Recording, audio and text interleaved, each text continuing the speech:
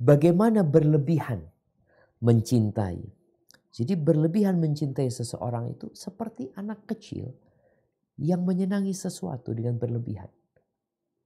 Sampai nangis-nangis kadang kala dia kalau gak dikasih apa yang dia sukai. Marah-marah, lupa dengan diri. Dan membenci seseorang itu berlebihan adalah ketika kita membenci sampai muncul hasad, iri, dengki. Kita kepingin orang itu celaka, kita kepingin orang itu binasa. Jangan berlebihan. Engkau juga perlu menerima kekurangan teman. Kalau kita mencari kawan yang tanpa kekurangan. Man talaba akhan bila aibin, baqiya bila akhin. Barang siapa yang hidup mencari saudara tanpa celah, tanpa kekurangan, maka sampai mati dia gak punya saudara. Kenapa? Kullu bani Adam khata. Kata Nabi SAW, semua anak Adam itu berbuat salah. Maka tatkala engkau berteman, engkau sudah tahu kawanmu ini manusia. Dia berbuat salah kepada Allah. Dia salah ngomong kepada dirimu. Dia melakukan tindakan yang mungkin tidak engkau sukai. Wajar. Kenapa? Manusia dia. Tiada gading yang tak retak. Oleh karena itu, Nabi SAW memberikan arahan. La yafruk mu'minun mu'minah. Dalam hadis Nabi SAW mengatakan gak boleh seorang laki-laki yang beriman membenci istrinya yang beriman. Ini konteksnya bicara tentang suami istri. Gak boleh suami yang beriman membenci istrinya yang beriman. In kariha minha khuluqan radhiya minha akhar. Kalau dia membenci perilaku istrinya, bukankah ada perilaku lain yang dia sukai? Kita diperintahkan untuk melihat kelebihan, bukan fokus kepada kekurangan. Syekh Muhammad bin Shalih Al-Utsaimin rahimahullahu ta'ala, ketika beliau mensyarah hadis ini dalam kitabnya dalam syarah Riyadhus Shalihin, beliau menjelaskan walaupun konteks hadis ini hubungan suami istri, tapi itu pun perlu dipraktekkan dalam hubungan pertemanan. Melihat kepada kekurangan akan membuat perpecahan dan kebencian. Tapi melihat kepada kelebihan akan menutupi kekurangan dan akan menumbuhkan cinta. Dan kita akan terus bisa jalan bersama. Maka di antara akhlak yang mulia, adab yang mulia dalam kehidupan kita, kata Imam Ahmad bin Hanbal, beliau pernah ditanya, aina najidul afiyah, di mana kita mendapatkan keselamatan dalam bergaul sama manusia ini gimana gitu loh. Kadang kala kita disakitin, kadang kala ada yang bully, kadang kala macem-macem gitu loh. Kita udah berusaha berbuat baik tapi realitanya kayak gini gitu loh. Di mana kita mendapatkan keselamatan? Kata Imam Ahmad, tis'atu a'syaril afiyah fit taghaful aniz zallah. Kata beliau 90% tempatnya keselamatan dalam pergaulan itu adalah ya berusaha nutup mata atas kesalahan kawan-kawan kita. Nutup mata. Selama masih bisa ditoleransi kesalahannya, selama dibandingkan kebaikannya, aduh gak ada apa-apa kesalahan dia. Kemudian beliau mengatakan bal hiyal afiyah kulluha. Tapi sebenarnya keselamatan 100% itu kalau kita punya perilaku taghaful, pura-pura nggak tahu, tutup mata. Ada orang yang terlalu perasa, ngambekan dia, sensitif ya. Kalau saudara kita mengucapkan ucapan yang masih bisa ditafsirkan dengan tafsiran yang positif, lakukan itu. Kalau memang nggak ada gitu, sampai dikatakan kalau saudaramu itu melakukan sesuatu, mengucapkan sesuatu yang bikin kau sakit hati, kau cari 70 alasan. Mungkin dia nggak sengaja, mungkin dia nggak niat, mungkin maksudnya dia ini dan itu. Setelah engkau cari 70 alasan, kemudian nggak dapat. Apa yang harus dilakukan? Engkau katakan kepada dirimu, mungkin dia punya alasan yang kau tidak mengetahuinya. Kita perlu menutup mata jemaah, melihat kepada kelebihan, tidak fokus kepada kekurangan. Dan ahibati fillah,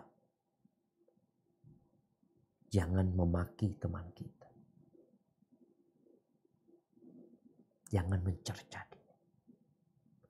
Dia, kalau dia melakukan kesalahan, kita tahu yang paling banyak memasukkan orang ke neraka itu lisan. Karena kadangkala orang kalau marah itu lupa dengan apa yang dia ucapkan. Padahal malaikat itu mencatat. Dan lisan ini dapat menembus apa yang tidak dapat ditembus dengan jarum rumah sakit. Bisa tembus lisan. Makanya Allah Azza wa Jalla mengatakan, wa qul li ibadi yaqulu allati hiya ahsan inna syaitana yanzaghu bainahum. Katakan kepada hamba-hambaku agar mereka kalau bertutur kata memilih kata-kata yang paling baik. Kenapa? Setan ini nungguin. Dia berusaha untuk merusak hubungan antara orang-orang yang saling mencintai. Ditunggu kata-kata yang berbahaya, dia gunakan untuk memisahkan dua orang yang saling mencintai. Allah Azza wa Jalla berfirman di surat Al-A'raf ayat 199. Apa kata Allah Azza wa Jalla? Nah, tafadhal. أعوذ بالله من الشيطان الرجيم بسم الله الرحمن الرحيم خذ العفو وأمر بالعرف وأعرض عن الجاهلين. Jadilah engkau pemaaf dan suruhlah orang mengerjakan yang makruf, serta berpalinglah dari orang-orang yang bodoh. Masya Allah. Kita lihat bagaimana Allah memerintahkan kepada Nabi SAW untuk menjadikan maaf itu sebagai sikap. Perintahkan kepada kebaikan. Di sini kita memaafkan saudara kita, tidak mencela dia, tidak memaki dia, tapi kita bukan berarti membiarkan. Enggak. Kita perlu perbaiki. Disinilah kawan perlu watawasau bil haq watawasau bis sabar. Ketika melihat kawannya melakukan perbuatan dosa, tidak dibiarkan, tidak dimaafkan. Anda maafkan dia, oke, tapi dikasih tahu agar dia tidak mengulangi, atau paling tidak mungkin dia ngerti, oh ternyata nggak boleh kayak gitu ya. Dan kita tahu Rasul sallallahu alaihi wasallam menceritakan bahwa matahabbatnan, tidaklah dua orang yang saling mencintai, thumma furriqa bainahuma. Kemudian dua orang ini dipisahkan. Ini orang saling mencintai. Yang katanya lillahi ta'ala. Tahu-tahu kok berpisah. Apa penyebabnya? Illa bidzambin ahdatsahu ahaduhum. Ingin tahu sebabnya apa? Dosa yang dilakukan oleh salah satu dari keduanya. Maka ingat, kita jangan mencerca, jangan memaki. Maafkan kalau kesalahan itu berkaitan dengan diri kita maafkan. Tapi kalau berkaitan dengan hukum Allah, ya kita perintahkan dia dengan kebaikan. Wa'arid 'anil jahilin. Tapi ingat, orang-orang bodoh gak bisa dikasih tahu. Makanya jangan berkawan dengan orang bodoh. Orang bodoh tuh dia menganggap yang baik buruk, yang buruk baik. Maka dia akan menjauhkan kita dari manfaat dan mendekatkan diri kita kepada mudarat. Tapi dalam bayangan dia, enggak. Maka adabnya ya berpalinglah dari orang-orang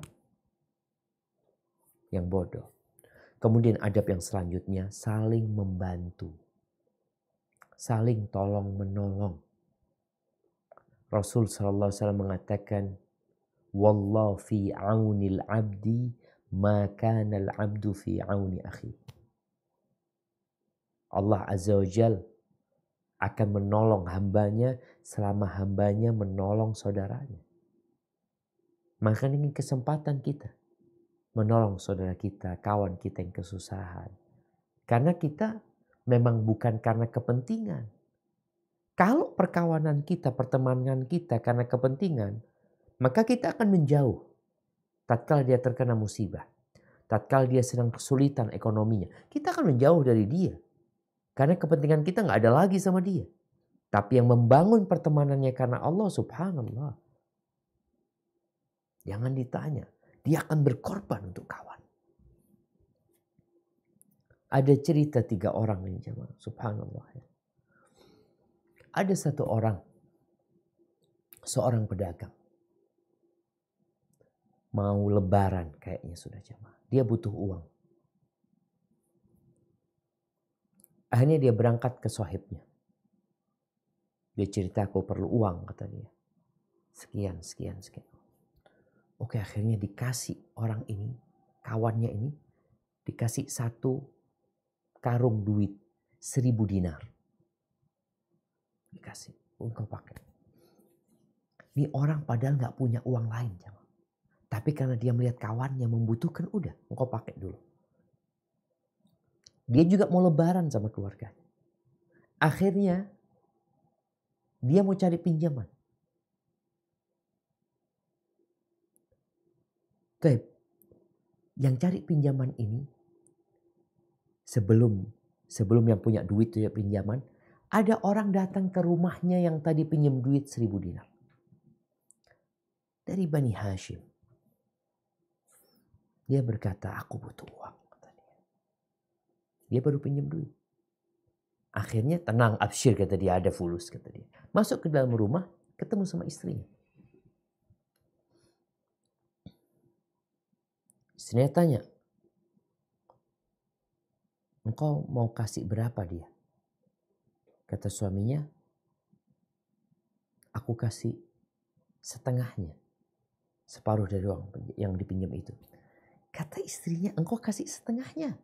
Ya Allah, engkau tadi pinjam sama orang. Engkau itu bukan apa-apa, dikasih 1.000 dinar. Lalu ini nih dari keturunan Nabi SAW, dari Bani Hashim. Engkau tidak bantu dia. Kasihkan semuanya, kata dia. Kata suami, kasih semuanya sudah. Subhanallah. Kemudian yang minjemin uang dari 1.000 dinar itu datang ke orang ini. Mau pinjam duit lagi. Ketika duit itu dikeluarkan, yang orang dari kalangan Hashimi ini mau nyerahkan semua. Uang ini jadi gak dibuka. Karungnya itu tetap. Dia lihat, ya Allah, ini uang yang punya aku berputar gitu. Seperti itu mereka berkawan. Bukan karena kepentingan. Tapi karena diperintahkan wa ta'awanu 'alal birri wat taqwa. Saling menolong dalam kebaikan dan ketakwaan. Kemudian yang terakhir, di antara adab yang penting buat kita adalah mendoakan sahabat kita, kawan kita. Tatkala seorang mendoakan sahabatnya, kawannya, tanpa dia tahu, Allah Azza wa Jalla, kata Nabi SAW, yursilu malakan, akan kirim malaikat yang mengaminkan doa antum.